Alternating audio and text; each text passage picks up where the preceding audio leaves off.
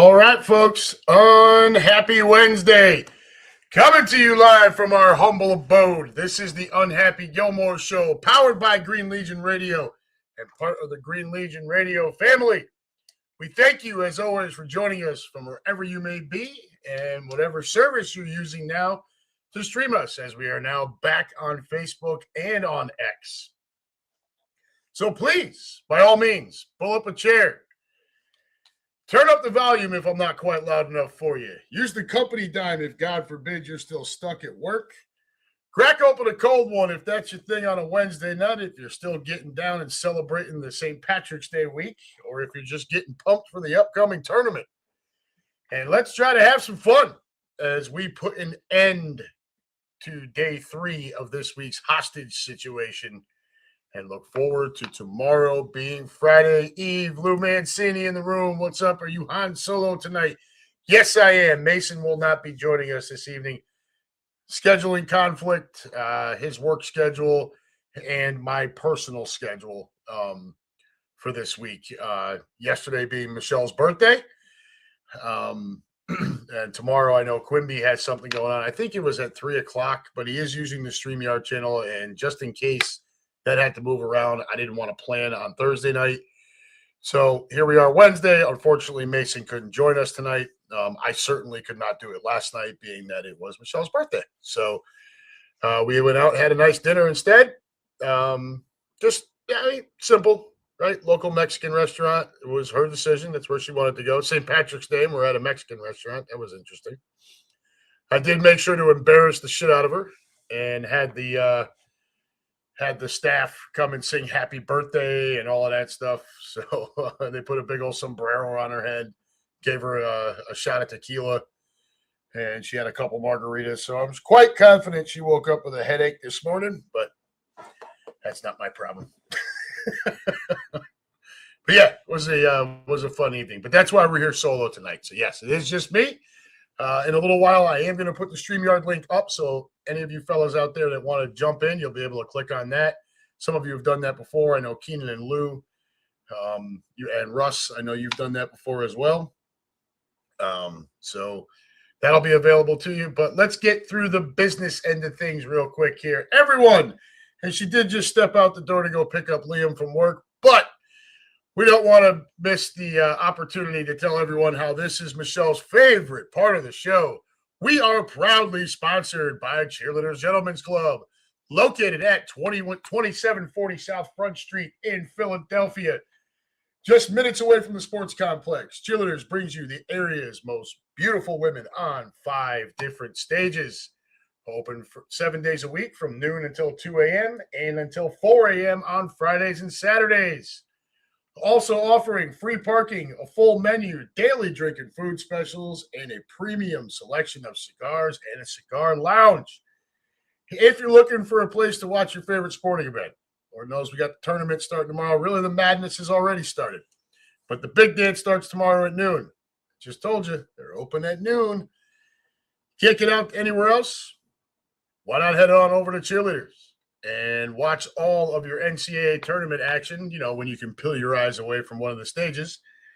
They've got a 75-foot HD TV wall, as well as HD TV screens throughout the entire club.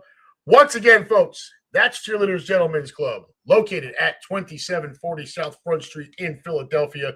Call 215-467-1980 for all of your group and party information. Folks, always at the bottom of the screen, whenever we are live here, you will see it scrolling on the ticker there, greenlegion.com. Early bird specials are open and available for you. If there's a trip you want to get on this upcoming season, these are for away trips on the road with the birds.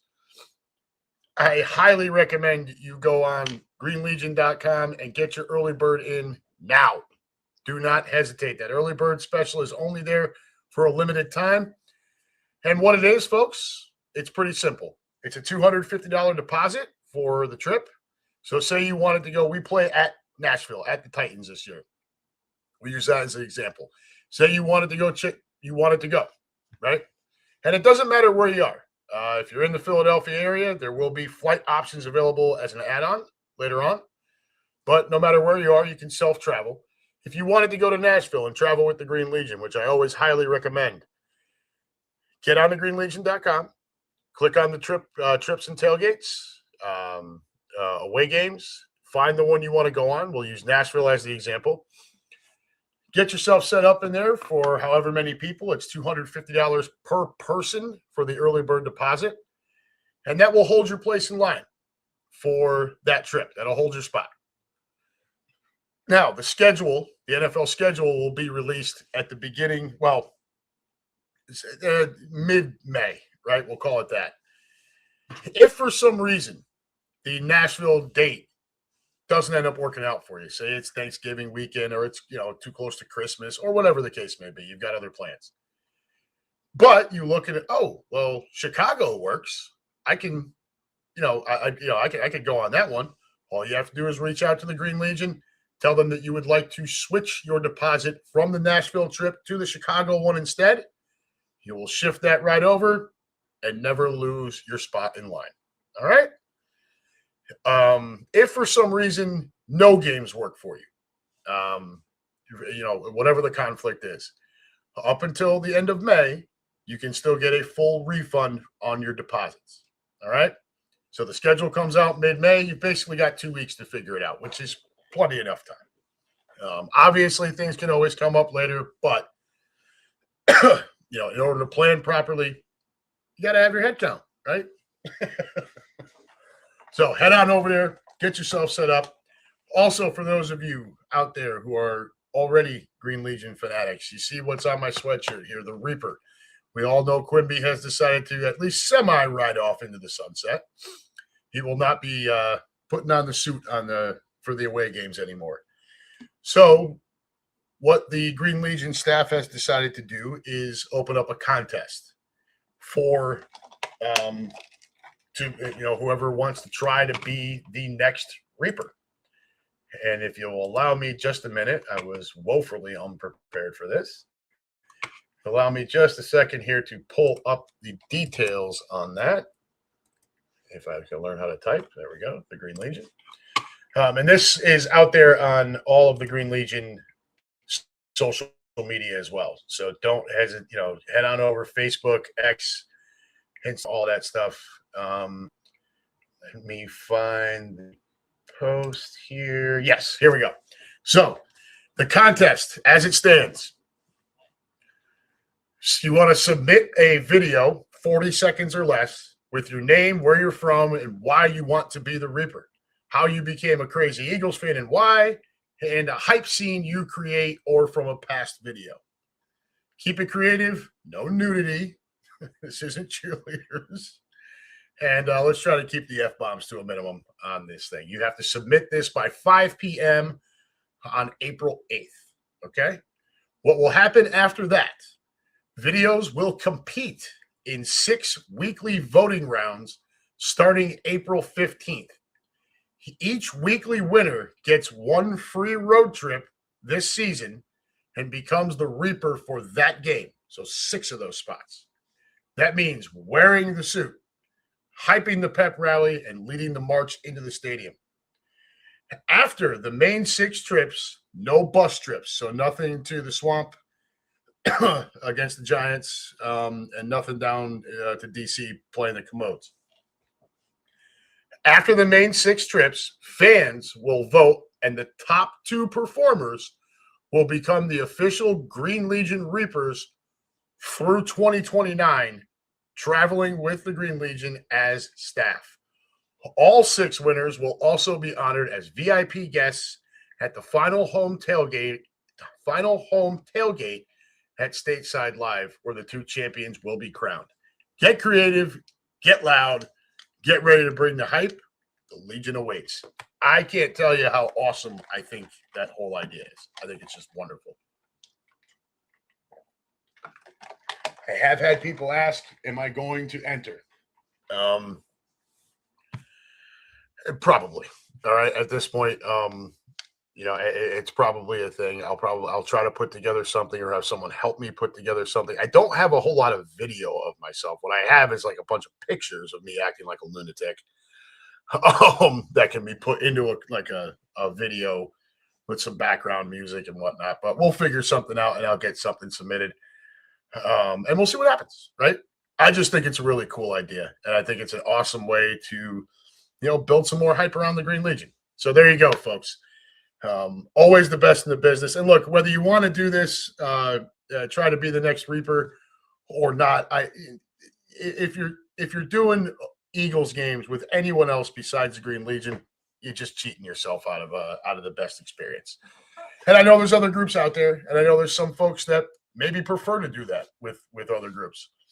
All I would encourage is, if you've been doing that with other groups, just give the Legion a shot, and then come back and tell me what you think. Right? There's no question in my mind who's the best. All right, who do we got here? Lou Keenan in the room. They may lose with me, but they damn sure ain't winning without me. Fuck that job. That's for you, Gilmore. Thanks, brother. I appreciate it. Yes, it's been a very rough time. Russ Taylor in the room, the Red Rifle. Yep, saw that trade. I saw that signing. It's interesting to say the least, and we'll talk about that here in just a few minutes. Russ. Titties. And you'll be at the tournament on Friday. Very good. So the Final Four is actually in Indianapolis. Only problem is, it's, I think, is that not Easter weekend? I want to say. Let me see here. Final Four. Yeah, that's Easter weekend. So I can't do it. So what's going to happen is Grady, my oldest, will graduate from his job training at Fort Meade on Friday, April 3rd. So we're driving out there on the 2nd. We'll be there for him on the 3rd, and then we're driving back on the 4th, which is the night of the Final Four. And there's no way I'm driving home, dropping off the girls, and then driving all the way to Indianapolis. That's just not going to happen. So I'll miss out on that, even though it's only an hour and a half away. Oh, well. Keenan Russ, you're living the life. Keenan says holding 2 spots for Nashville. All right, brother. So that's what we're signed up for. We're signed up for Nashville. I've got my early bird deposit already in for Michelle and I. I'm trying to encourage some other folks from our Midwest Eagles nest here to head out as well. Those of you that were not there 8 years ago when we played against the Titans, get signed up and get your ass to Nashville. I promise you do not want to miss that one. And I'm not going to give away a whole lot of details because I think it needs to be a surprise. So let's see. It's the first time in years the Hoosiers didn't get to dance. Very true. Nebraska also gets another shot. So Nebraska this year, just to give you a little tidbit before we really get rolling, Nebraska's a 4 seed in the South. Nebraska has never won an NCAA tournament game, and they are a 4 seed. They will play Troy in the first round. So talk about pressure. Scott Calcaterra in the room. What's up, brother? How we doing? I'm sure all of you saw Scott's nephew, Grant, is back with our birds for another year. Looking forward to that. Goddard also back. They got that taken care of. That's a good thing. Hollywood Brown. Well, hang on. Something we haven't done in a while, as I've been kind of sharing this with Mason. I don't want to take too much time away from him being able to give his opinions and thoughts on things too. So something we've not really had the opportunity to do much of lately is the boner of the week. And I've got 2 NFL ones for you, and I've got a Major League Baseball. So NFL-wise, boner of the week, I've got 2 of them.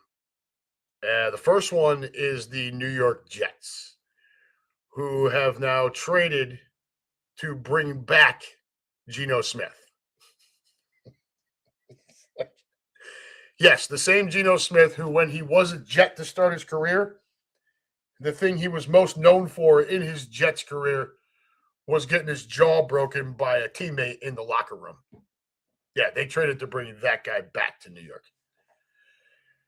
The other one, and this is my opinion, Not everybody shares it, and I do understand some of it. The Indianapolis Colts, who have awarded Daniel Jones the largest 2-year contract in the history of the NFL. It's 2 years, 100 million, 80 of it guaranteed for Daniel Jones. Now, look, you can look at the Colts, and this was the side that Mason took, and a few other people have taken, and I get it. I totally understand. It's not wrong. The devil you know versus the devil you don't. What else were the Colts supposed to do? Richardson wasn't the answer. Jones did actually perform pretty well early in last season up until he played a couple of decent teams when he was up against the Steelers defense and when he had to play against the Chiefs. They kicked his ass. Then, of course, he gets hurt and he's out the rest of the year, right? 2 years, $100 million for a guy that has never, ever been more than, at best, on his best day, a league average quarterback. This is what you're paying $100 million for. Good for you, Indy. So, there's your two NFL boners of the week. The baseball one, you could call it twofold here, too. Team USA in the World Baseball Classic. A lineup that loaded should not have struggled to score runs as mightily as they did. And I get, there is the old adage, great pitching will stop great hitting any day. And I support it, and I agree. They weren't always facing pitching that should have dominated that lineup. Okay? So it was a failure overall. But the bigger problem I have is Aaron Judge. And you guys, you regulars, especially regulars, I'm a Yankees fan. And so Aaron Judge he's my guy. He just does not deliver on the biggest stage. Now, he's had plenty of walk-off hits and everything, but it's all regular. It's pretty much all regular season stuff. He has not delivered in the postseason. He did not deliver last night. And you can see it. Like, look, if you're going to go 0 for 4 and strike out 3 times, at least go down swinging. 2 of those 3 strikeouts were looking, and you can practically see him tensing up and like just almost begging for the walk. He does not deliver in these big moments. And all credit to Sackmaster Chris Sack. I was texting with him and Lou about it this morning, and I'm frustrated with Judge for the lack of performance. And to Chris's credit, he's like, look, it was kind of an overall thing, man. They just didn't hit as a team, and he's right. But Aaron Judge was the captain of that team. Aaron Judge has 50 to 60 home run power. Aaron Judge is a 3-time American League MVP. Aaron Judge batted .331 last season. 0 for 4 with 3 strikeouts, 2 of them looking. Again, to Chris's credit, it was like, hey, Harper didn't do much during. Yeah, but where was Harper when the team needed him most? What happened last night? He clobbered a game-tying 2-run homer. And I'm happy for Bryce for doing it. But Aaron Judge is supposed to be, and he's been up with guys on base and not performing. So he's got to wear it too. That's your boner of the week this week. We got the Jets bringing back Geno. We got the Colts giving the biggest 2-year contract in league history to Daniel friggin' Jones. And then the World Baseball Classic. Team USA falling short, most of it due to lack of offense, despite that loaded lineup. And Aaron Judge for just not delivering again in massive spots. So damn frustrating. Scott Calcaterra, please do boner of the week every week. We'll try to bring it back more frequently, brother. David Loeb in the room. Love you guys. I am here. What's up, brother? Good to see you. All right.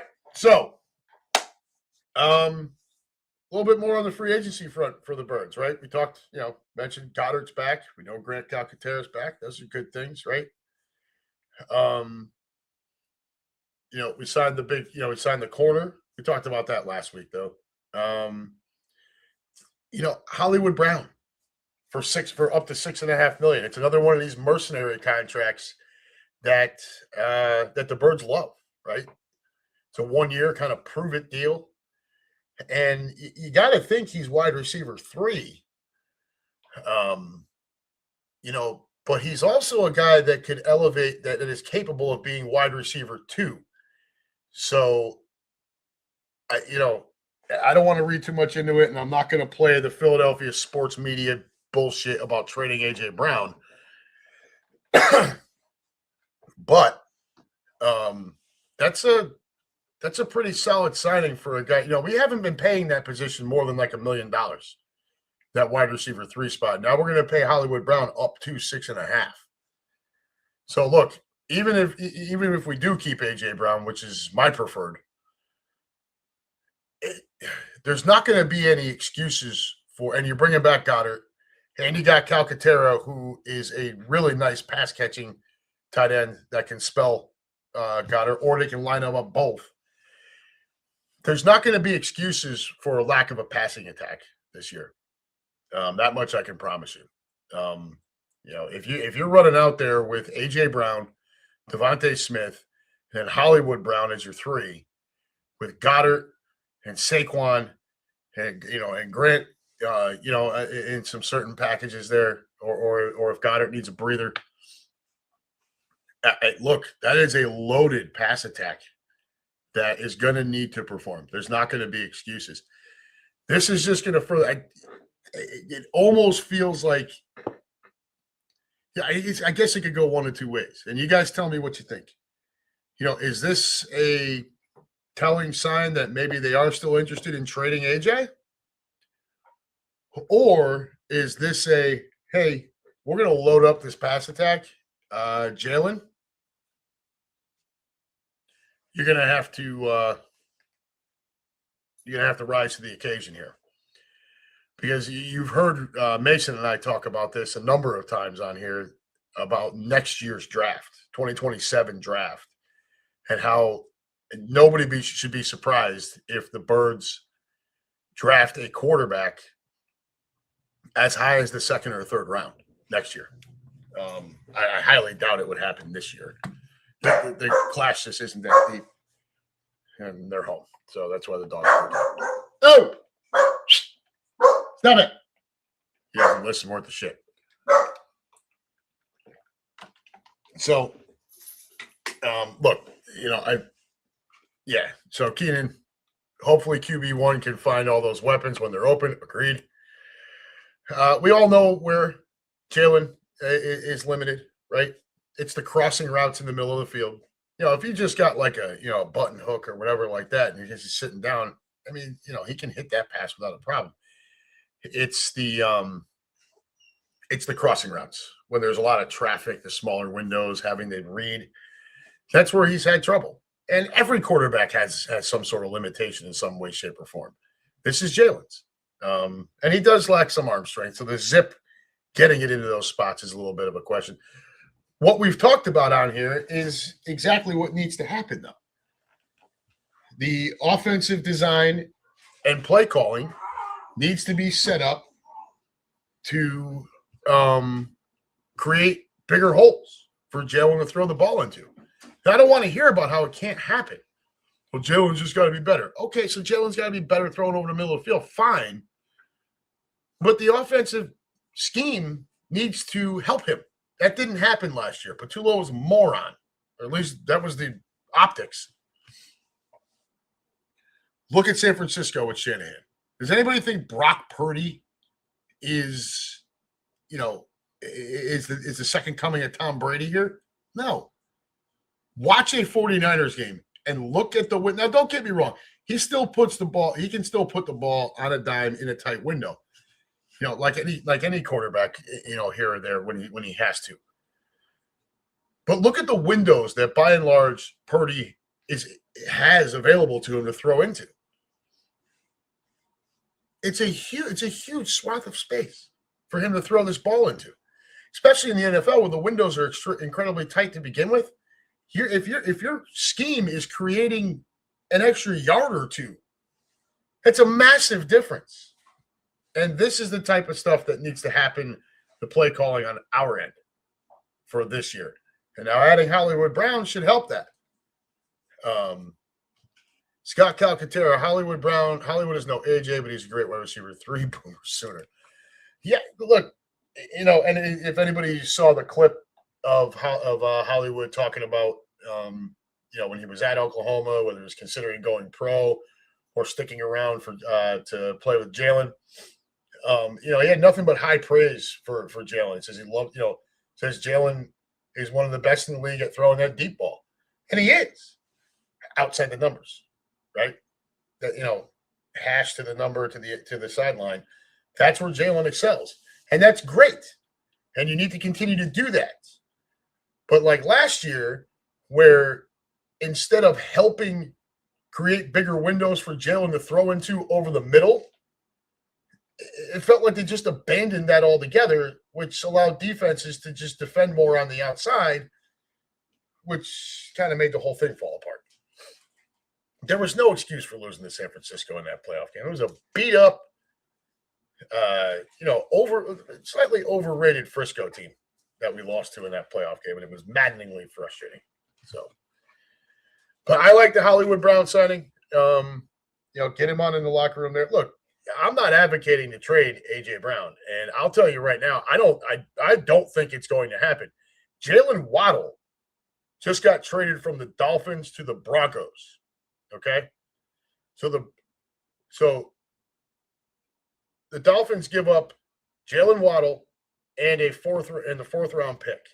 They get back a first round, a third round, and a fourth round. So they basically swap fourth rounders, and Miami gets back a first and a third for Jalen Waddle. Does anybody here think that Jalen Waddle is on the same echelon as AJ Brown? Has Jalen Waddle ever been mentioned as a top 5 wide receiver in this league? The answer is no. He's not, and he hasn't been. He's good, and I think that's a huge, huge trade for the Denver Broncos. They're going for it. They feel like they've got their quarterback. They've obviously got their defense set. Now you're going to put Waddle split out wide opposite of Cortland Sutton. That is dangerous, folks. I'm going to tell you right now. Nobody wants to play that offense. And you got Sean Payton calling the plays. So, I mean, they're going to be a handful. But if that's the price tag for Jalen Waddle, I mean, Howie doesn't have to give up A.J. Brown for less than a first and a second. I don't think it's – I don't think A.J.'s getting traded. Lou Mancini, my chat is wonky. I'm not seeing what people are. I forget what that is. Sometimes there's a thing you have to click. What I can tell you is that we are live also on Facebook and on X. So if you have more luck on either of those two outlets, go there. It's not strictly YouTube anymore, though we are continuing to push the YouTube channel first. So just my piece of advice. If you're having trouble with YouTube, head on over to Facebook. You can pick it right back up again. As far as trades go, and while I'm not, you guys know I'm not advocating for AJ, and I don't think it's going to happen. There's another one to consider now, though. Once we signed Jordan Davis to the big contract, now you're going to pick up Jalen Carter's 5th-year option. But, and a year ago, it would have been crazy to even talk about this. It would have been flipped the other way. But is Jalen Carter trade bait at this point? I can tell you there's not going to be a time when we're paying both Jordan Davis and Jalen Carter top of the market money for defensive tackle positions. It's not going to happen. This is why Nakobe Dean was allowed to walk away, because we had drafted John Campbell and given Bond the big contract. You're not going to pay 2 linebackers top of the market. Can't afford to do it. His same kind of difficult decision is going to come up with Cooper DeJean and Quinion Mitchell. These are going to be tough conversations. You guys need to get ready for these things. I've been warning you all offseason. We already saw Reed Blankenship go out the door. Right? I'm not going to bitch about Jalen Phillips. I would have loved to have him back, but good Lord, that contract that Carolina gave him was just far more than Howie was ever going to pay him. And I think and good for him. I'm always a fan of the player getting paid. But Carolina overpaid for him. There's no question. I think Liam agrees. Liam's home from work. He's back there. So what did you get this time? Chicken nuggets. Now you're hungry? I said, yeah, I was hungry. You were hungry. How many chicken nuggets you get? 10. And some fries? Attaboy. So, yeah. He agrees. Carolina overpaid for Phillips. We were never going to do that. And we weren't going to sign Dean. We were not going to give Reed Blankenship the same contract that Houston gave him. Makuba's there, and we'll make do. We'll draft a safety. We'll make do. We signed a corner, 6'4", 200-pound corner that runs a 4.2 to 4.3 40. That's incredible physicality there. Looking forward to seeing that in action. But yeah, I think it's. I don't think it's off the table that Carter, depending on the price. Now, look, he had a rough season, all right, and Jordan Davis had a huge season. So everything flipped from where we were at a year ago. Pick up the fifth-year option on Carter means you still have him for 26 and 27, and you got Davis signed now. I think that extension went through 29. I'm telling you, though, there's not going to be a time when we're going to pay both of them top of the market. So what do you do with Carter? You've already made the commitment to Davis now. And Carter, when his contract, I got to believe Jalen Carter is going to come back and have another big year, right? I got to feel he's going to bounce back. And Scott hopefully doesn't spit on anybody. I got to feel like he's going to bounce back. And hopefully his shoulders are in better shape, because that was nagging him from August basically through the season. So he bounces back to his regular form. Now, what do you do? Right? Do you could you trade him now, or should you wait? I guess we'll wait and see. If he is going to get moved, it'll be closer to draft time. Draft day, who knows? I don't want it to happen. I would love one more year of the two of them together. But if it doesn't happen this year, I got to believe it'll happen next year. Like I said, I just don't see them paying that much for two defensive tackles unless something drastically changes. That's going to be – Carter is going to reset the market at that position. And you're already paying Jordan Davis the highest contract that they list him as a nose tackle, the highest that a nose tackle's ever gotten. So just things to think about, man. I don't know what guys and girls, I don't know what to expect. I don't think AJ's going anywhere. I'd rather Carter doesn't get traded this offseason. But we'll just have to wait and see. So counting down to the draft, how many weeks do we got left? Was it 6? I think it's 6 weeks. 1, 2, 3, 4, 5. 5 weeks. 5 weeks. 1, 2, 3 to the 8th. Yep. For 5 weeks. So 36 days to the draft. A little over a month. Going to be a good time. Scott, I don't know if you're available or around. Friday, April 24th, we are doing our Midwest Eagles Nest draft thing at the back porch. There'll be rounds 2 and 3 on that Friday night. We'll be doing this show live from the back porch while that's going on. Probably go live about 6:30. Draft coverage starts at 7. We'll probably wrap up the show 7:30, 8 o'clock. Going to give anybody there the opportunity to hop into the passenger seat and give their opinion. I'm hoping for a few people to try to fill some time, but that's the plan. And that'll be a good time. that Eventbrite thing is out there for you if it's something you're interested in. As of right now, though, the biggest thing on the table right now is the NCAA tournament. And so what I'm going to do now, I think this is what I click on. Copy. We are going to go ahead and paste this right in here. So that link that's about to pop up in the chat area there, that will allow you to click on it. It'll take you to a little backstage area, and it'll ask you to verify your audio. It'll basically open up another page. And what it's going to ask you to do is just, check your audio, video, all that stuff. The only thing I will ask is that if you do come through here, don't have both pages running.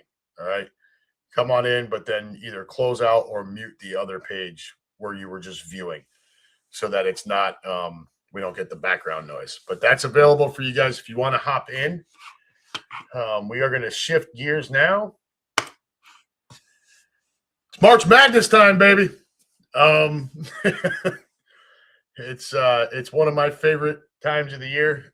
Excuse the mess here in my living room, but I did upgrade the viewing area. If you see now, the tower before had a 40-inch at the bottom and a 27-inch at the top. I've upgraded that to two 40 inches, and of course I got the big screen right there. So that is how we are going to get down here for the tournament. I am looking forward to that. Unfortunately, I cannot take the time off of work.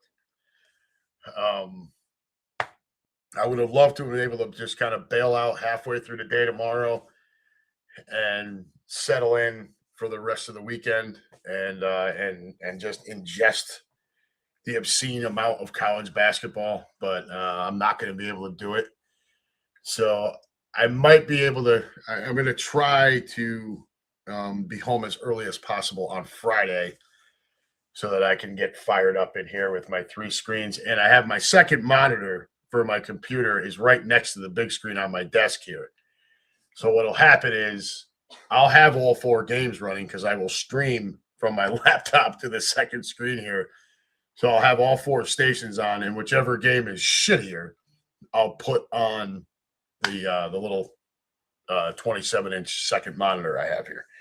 So that's how we're going to roll with it. But, looking at this bracket, guys, I don't know. And if any of you are interested in doing a bracket, Midwest Eagles Nest, we're running a pool. $20 per entry. You can enter up to 5 times, $20 each. Money due by before tip-off tomorrow. And I've got Venmo and Cash App. So you're welcome to it. Just hit me up. Let me know if you want the link to join up for that. And, we'll have some fun. But, yeah, looking at this bracket. So some fun stuff. You got one of the first 4 games actually going on right now that just tipped off.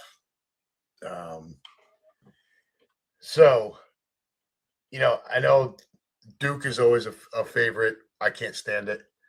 Duke was the number 1 overall seed going in. Keenan, let the madness begin. David Loeb, NCAA tournament. Scott Calcaterra, tough picks this year. Who you got in the Final Four? Yeah, I would love to hear you guys' opinions. Scott says, watch your morning sessions on the drive. So, yes, I'm looking at coming. Oh, cool. That'll be fun. And Scott, if you're watching that, then you've seen we're also doing a March Madness get-together on the Elite 8 weekend, Saturday, March 28th. So those events are out there. After the tip-off tomorrow, I won't have to worry about posting the link to the brackets anymore, and it'll just be strictly focused on the event pages. But Duke goes in as the number 1 overall seed. All right, rightfully so. Huge year. They played and they win their conference tournament and blah, blah, blah, blah, blah. But they are not in a very easy bracket. Has anyone looked at the East to this point. It's kind of rough for a number one overall seed. So I know I'm not talking about Siena, who they play in the opening round game. I'm talking about a possible Sweet 16 matchup against St. John's or Kansas. Kansas tends to screw up, but St. John's is going to be a tough out with Rick Pitino there as their head coach. I think it would be a fun matchup to see St. John's get to that point and take on Duke. The bottom half of the bracket, Louisville's okay, but you got Michigan State as the 3 seed in that bracket with UConn as the 2. So UConn, look, I'm from Connecticut. So, growing up there, if you weren't a UConn Huskies basketball fan, you were kind of you were a leper. You're like, what are you doing? So I am a UConn fan, and I will be perfectly honest with you. When they do not get consistent guard play, UConn can get picked off by almost anybody. They have a first round matchup against a 15 seed. Now, it's not like it's never happened. 15s have beaten 2s before. I don't see it.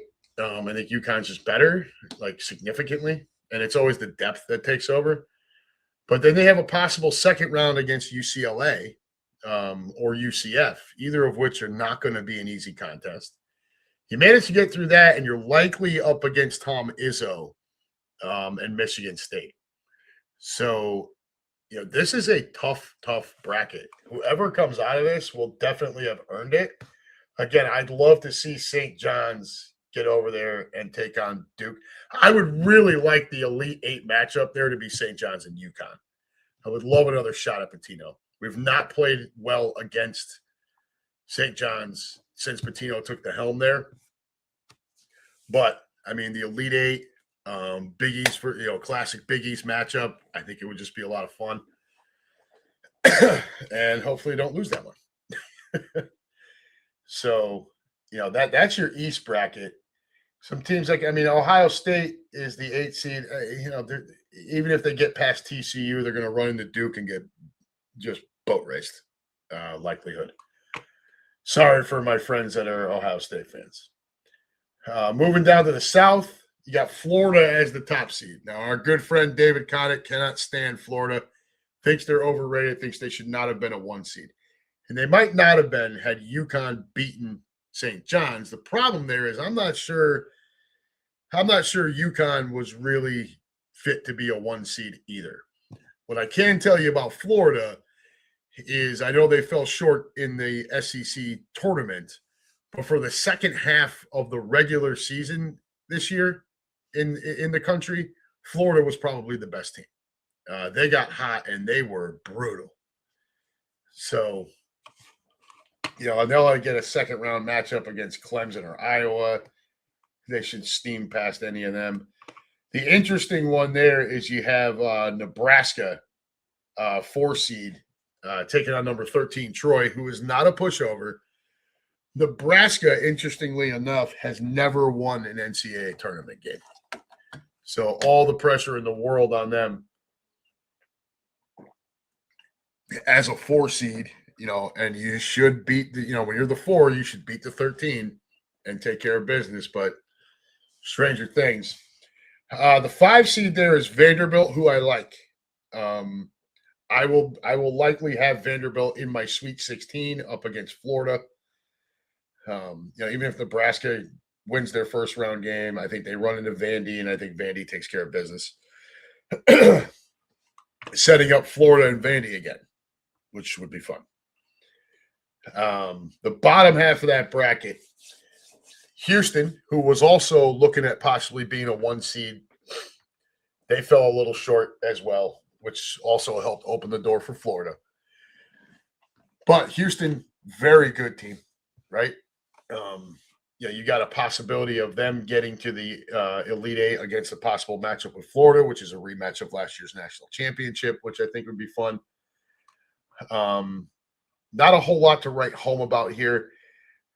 If you're looking for a first-round upset, North Carolina without Caleb taking on VCU, they're going to have their hands full without Caleb in that first round. I haven't completed my bracket yet. I am considering taking VCU in that matchup just based on the fact that, North Carolina is a much different team without Caleb.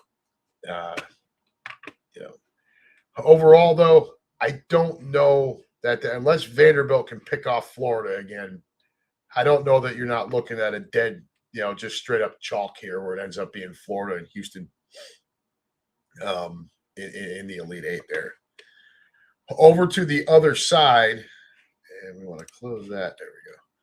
Over to the other side, in the West, Arizona is the 1 seed there.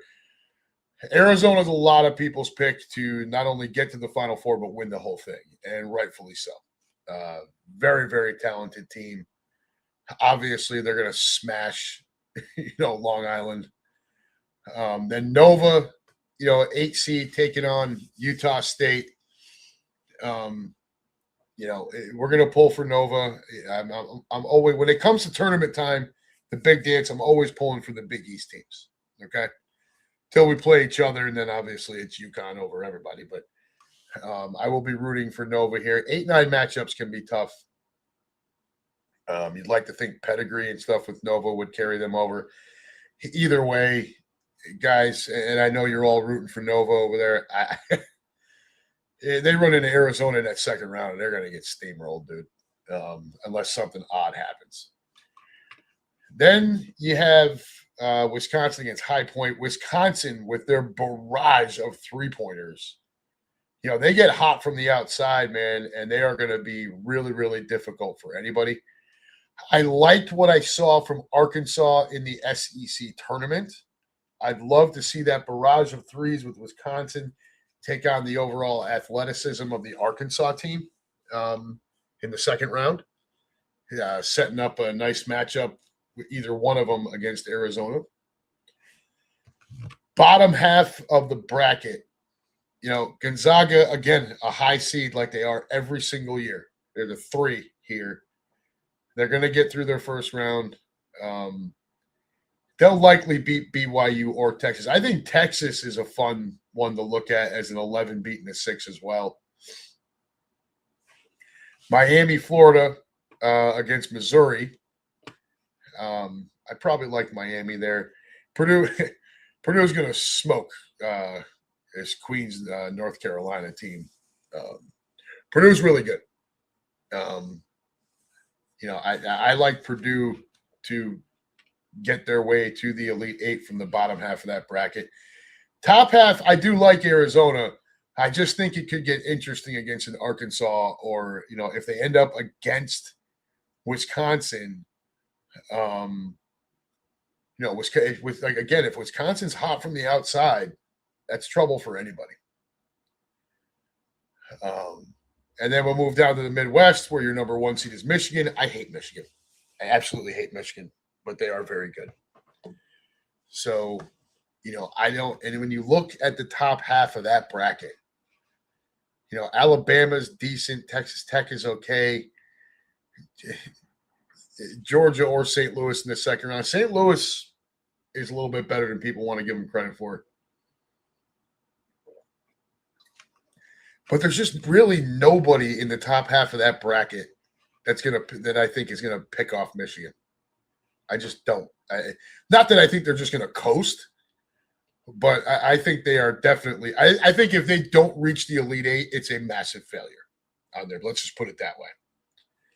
The bottom half is a little more interesting. So Tennessee will play one of the play-in winners.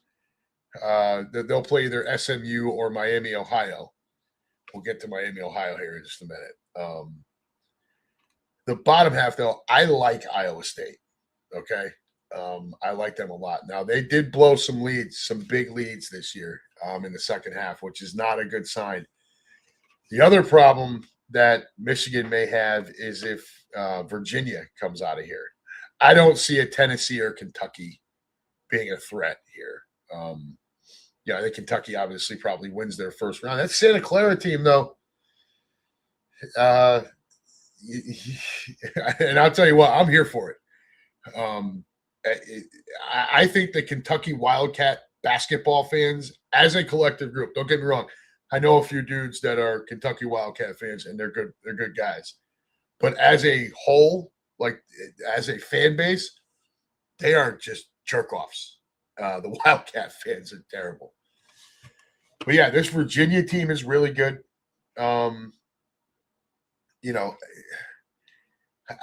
Looking at that bracket, I think the whole thing might go chalk.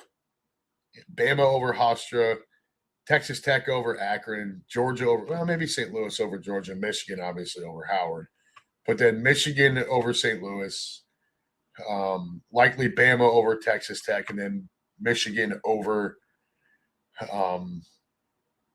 Bama. The bottom half, like I said, is where it could get interesting. You end up with an Iowa. If this goes chalk down here and you get Iowa State against Virginia, that could be a fun matchup. Miami, Ohio. So undefeated regular season out of the MAC, right? They played nobody all year long. Undefeated season. And still all the talk was, look, if they go through their conference tournament and they happen to lose in the final against, say, Akron, yeah, you're probably fine. Instead, what they did, they go into that MAC tournament as the top dog, and they lose to UMass. Yeah, UMass. UMass, whose basketball team hasn't sniffed anything worth a shit since Marcus Camby was there. All right? I think that's Calipari back then. So they're on the play-in line, and they were lucky to get there. They were holding their breath on Selection Sunday, no question about it. So they got to go beat SMU tonight in order to even get that spot to play Tennessee. Now, do I think it would be fun if Miami, Ohio wins tonight and then goes and beats Tennessee? Yeah, I do. I think it would be hysterical. And I think everybody can shut up. But right now, I side with the guys who made the bracket. As far as Miami, Ohio does, where they sit. I don't have a problem with it at all. I understand their big regular season, they were undefeated, and it's got to count for something. Well, it did. You have a chance. You still have a chance to get in. You can't go lose to UMass. Not when your overall strength of schedule and your quad wins are as awful as Miami's. They won. I forget how many, within like 5 points. I think they were like 10 of their victories were five points or less or something like that.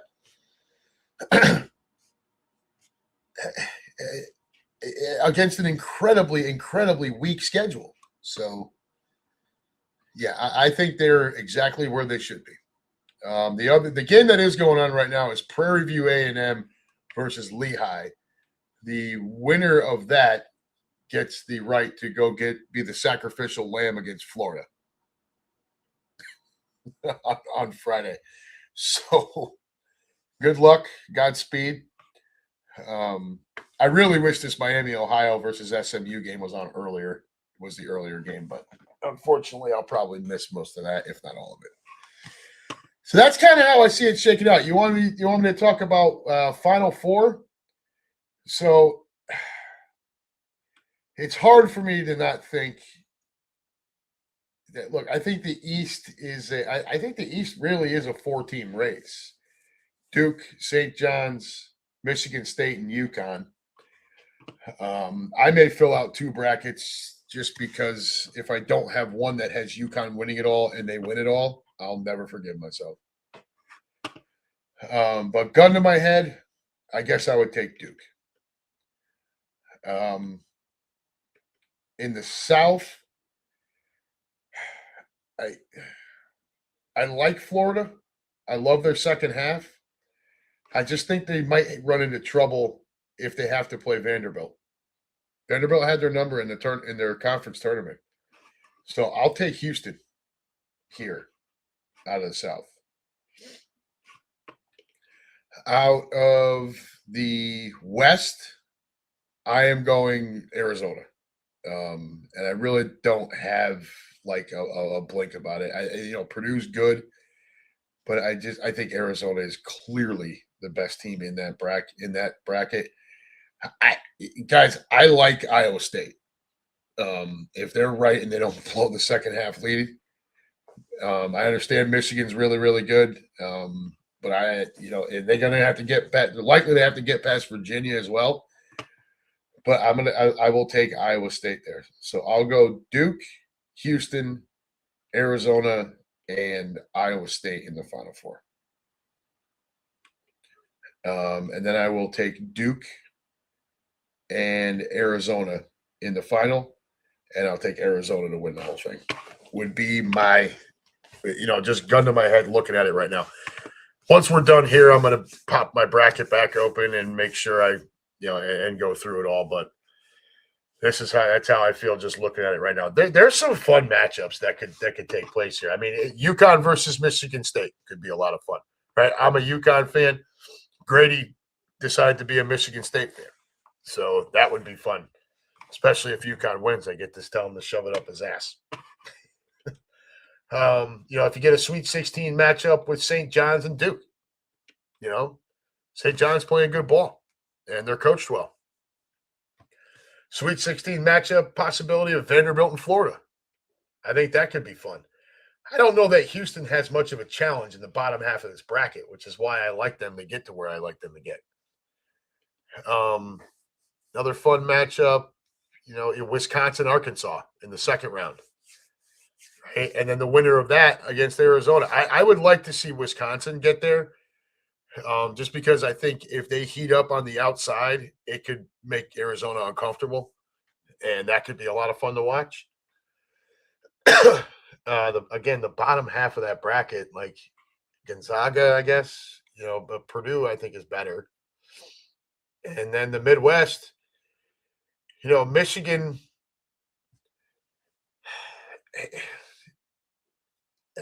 Bama maybe, but Michigan, I think, has an easier ride. The bottom half, I really want to see Virginia against Iowa State in the Sweet 16. So it should be fun, right? The NCAA tournament's always a good time. It's a great time of year. Get the tournament, and then we're going to lead right into opening day for baseball. Things, it's a cool time of year. I do just wish the weather would stop being bipolar. Okay, it's been cold as shit here the last couple of days, and it drives me nuts. Like, I know it's only mid-March, and I'm not like living in the deep South here, but like, geez, dude, can we enough already? All right, one more time, back over to the room. Scott Calcaterra. Drive time with Adam is a delight, especially the shitty drivers he encounters in the AM. Yeah, fun stuff. You get to see UConn. All right, very cool. And you get to see Virginia. Yeah, Virginia's really good. David Loeb says he likes underdogs, and Russ likes the UCLA cheerleaders. Well, who doesn't? Lou Mancini, Nova playing shitty at the worst time. Yeah, well, the Big East overall did not have a very good season, brother. You got UConn, St. John's, and Nova. That's it.